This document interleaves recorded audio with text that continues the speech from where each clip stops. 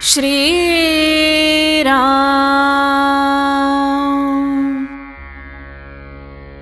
नामस्मरणा परते दुसरे हित नाही. एक गृहस्थ मला भेटले.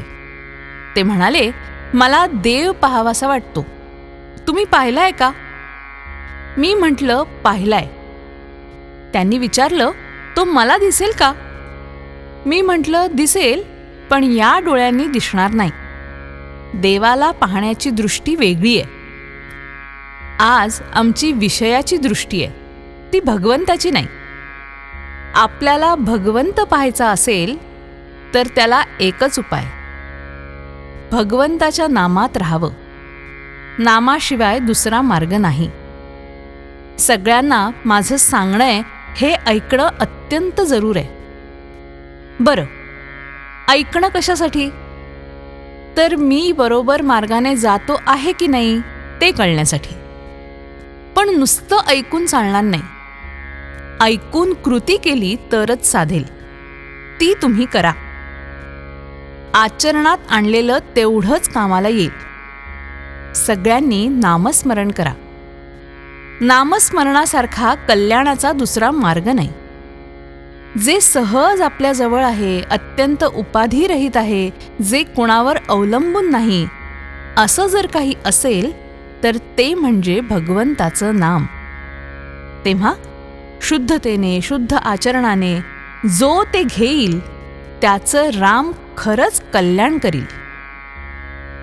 आपल्या गुरुने जे सांगितलं ते सत्य मानावं. या मार्गाने 100 पावले गेलास तर खजिना सापडेल. असं गुरुने सांगितलं तर दुसऱ्या मार्गाने 200 पावले जरी गेलात ना तरी त्याचा काय उपयोग? मला सगुण साक्षात्कार व्हावा असं म्हणतो, पण प्रत्यक्ष बोलणारा चालणारा सद्गुरू पाहून समाधान होत नाही तर परमात्म्याचं दर्शन घेऊन काय उपयोग? आंबा हवा असेल तर कोय पेरल्याशिवाय कुठला मिळणार? सद्गुरूने जे सांगितलं त्या परत माझं काही हित आहे हेच मुळी मनात येऊ नये. आपण खरोखरच सर्वस्वी त्याचं व्हावं. नामस्मरणापरत दुसरं हित नाही. माझ्या नामाने घरात आजारी पडलेला मनुष्य बरा व्हावा म्हणणं म्हणजे त्या नामाचा विषयाकडे उपयोग नाही का केला? बरं झाल्यावर ज्याप्रमाणे आम्ही बाटलीतलं औषध टाकून देतो त्याप्रमाणे गरज संपली की आम्ही देवाला विसरतो. अमुक एक घडावं असं जिथे वाटतं तिथेच साधनात कमतरता आली. एका सद्गुरू वचनावर विश्वास ठेवला म्हणजे सुखदुःखाच्या गोष्टींचा मनावर परिणाम होत नाही.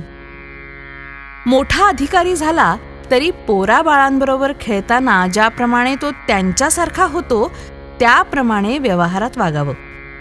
आपण निर्लोभतेने वागावं. खेळात ज्याप्रमाणे आपण चुकू देत नाही त्याप्रमाणे प्रपंचातही करावं. प्रपंचाचा सहवास वरवरचा असावा, त्याचा वास आत नसावा. आत फक्त भगवंताचा वास असावा. श्रीराम.